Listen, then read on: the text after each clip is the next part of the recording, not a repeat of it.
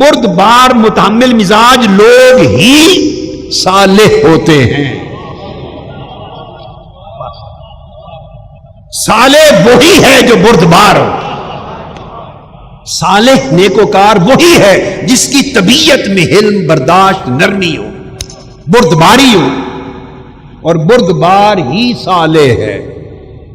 اللہ پاک نے ان کو اس طرح جوڑ دیا. ایسے آپ نے مانگا باری تعالیٰ مجھے صالح بیٹا دے، اللہ نے فرمایا میں نے تجھے بردبار بیٹے کی بشارت دے دی. تو معنی متعین کر دیا کہ صالح کسے کہتے ہیں؟ جو بردبار.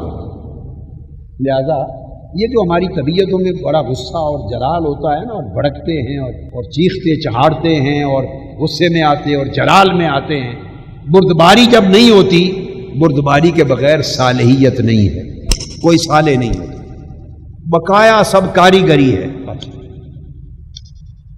بقایا سب کاریگری ہے. طبیعت میں غصہ ہے. اب وہ جو عقیدت مندوں کو کہیں کہ حضرت صاحب بہت جلال والے ہیں،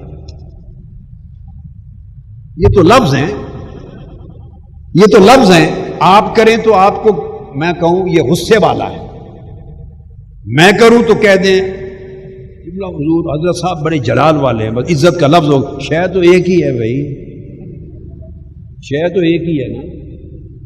غصہ آگ سے نکلا ہے، شیطان بھی آگ سے بنا تھا. غصہ شیطان کا حصہ ہے. صالحیت بردباری کا نام ہے. یہ مشن، یہ بردباری سکھانے کا مشن.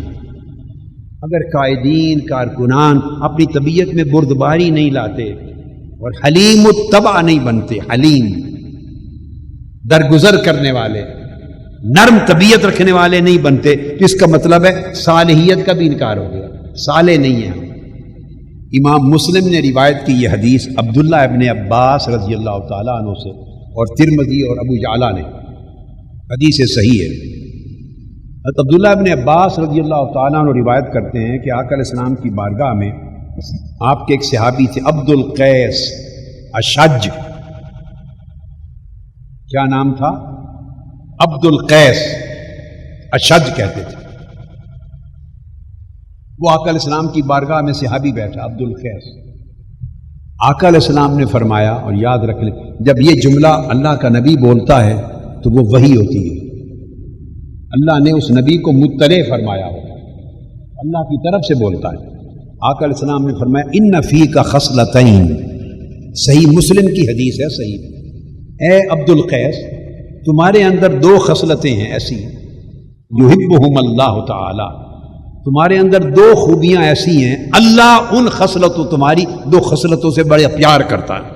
اب اللہ کا نبی ایسے نہیں کہہ سکتا کہ اللہ ہم سے پیار کرتا ہے. اگر اللہ پیار نہ کرتا ہو تو یہ جملہ اللہ کے نبی کی زبان مبارک پر نہیں آتا. یہ اللہ کی خبر ہے، اطلاع ہے. تمہارے اندر دو خصلتیں ایسی ہیں عبد القیس کہ اللہ ان سے بہت پیار کرتا ہے. پوچھا آقا کون سی؟ آقا نے فرمایا الحلم والانات.